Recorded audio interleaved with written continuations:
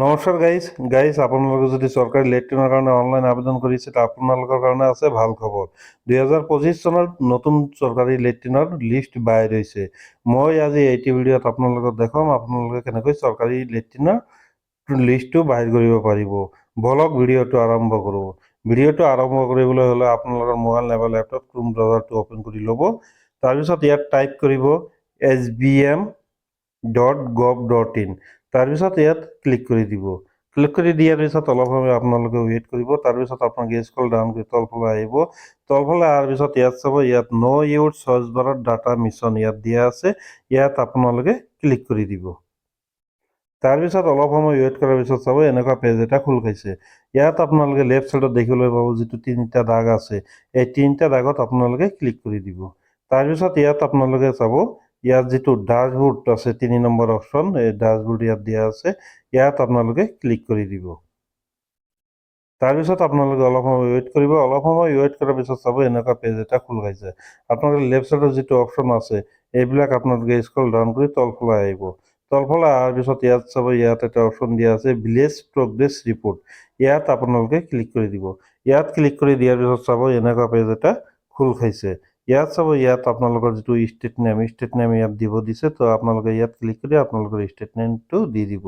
তাৰপিছত আপোনালোকে তলফালে আহিব। তলফালে অহাৰ পিছত ইয়াত আপোনালোকে দেখিবলৈ পাইছে ইয়াত ডিষ্ট্ৰিক্টৰ নামটো দিব দিছে, তো আপোনালোকে ইয়াত ক্লিক কৰি আপোনালোকৰ যিটো ডিষ্ট্ৰিক্টৰ নামটো ইয়াত দি দিব। তাৰপিছত আকৌ আপোনালোকে স্ক্ৰল ডাউন কৰি তলফালে আহিব। তলফালে অহাৰ পিছত ইয়াত চাব, ইয়াত ছিলেক্ট ব্লক নেম, আপোনালোকৰ যিটো ব্লক সেইটো ইয়াত ছিলেক্ট কৰিবলৈ দিছে, তো আপোনালোকে ইয়াত আপোনালোকৰ ব্লকটো ছিলেক্ট কৰি দিব। তাৰপিছত ইয়াত চাব, ইয়াত দিয়া আছে ছিলেক্ট পঞ্চায়ত নেম, তো আপোনালোকে ইয়াত আপোনালোকৰ যিটো পঞ্চায়ত নেমটো ছিলেক্ট কৰি দিব। তাৰপিছত চাব আপোনালোকে ইয়াত আপোনালোকৰ ভিলেজৰ নামটো দি দিব।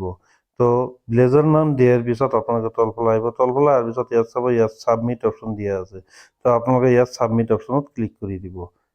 তো ছাবমিট অপশ্যনত ক্লিক কৰি দিয়াৰ পিছত আপোনালোকে অলপ সময় ৱেইট কৰিব। ৱেইট কৰাৰ পিছত চাব এনেকুৱা পেজ এটা খোল খাইছে, তো আপোনালোকে স্ক্ৰল ডাউন কৰি তলফালে আহিব। তলফালে অহাৰ পিছত ইয়াত দিয়া আছে, ইয়াত আপোনালোকে চাব, ইয়াত দিয়া আছে IHHL ফেজ 1 আৰু এটা দিয়া আছে IHHL ফেজ 2। তো আপোনালোকৰ যিটো ফেজ 1ৰ যিবিলাকৰ প্ৰথম লিষ্টত যিবিলাকৰ নাম আহিছে সেইবিলাক আপোনালোকে ইয়াত দেখিবলৈ পাব, আৰু দ্বিতীয় লিষ্টত যিবিলাকৰ নাম আছে তো এইটো নতুন লিষ্ট হয়। IHHL ফেজ 2ত আপোনালোকে ক্লিক কৰি এইটো দেখিব পাৰিব। তাৰপিছত এইটো ক্লিক কৰি দিয়াৰ পিছত আপোনালোকে চাব, ইয়াত আপোনালোকৰ গাঁৱৰ নামটো দিয়া আছে আৰু ফেমিলি নেমটো দিয়া আছে, ফাদাৰ নাইবা হাজবেণ্ডৰ নাম ইয়াত দিয়া আছে। আপোনালোকে তলফালে আহিলে গোটেইখিনি আপোনালোকৰ নাম ইয়াত দেখিবলৈ পাব।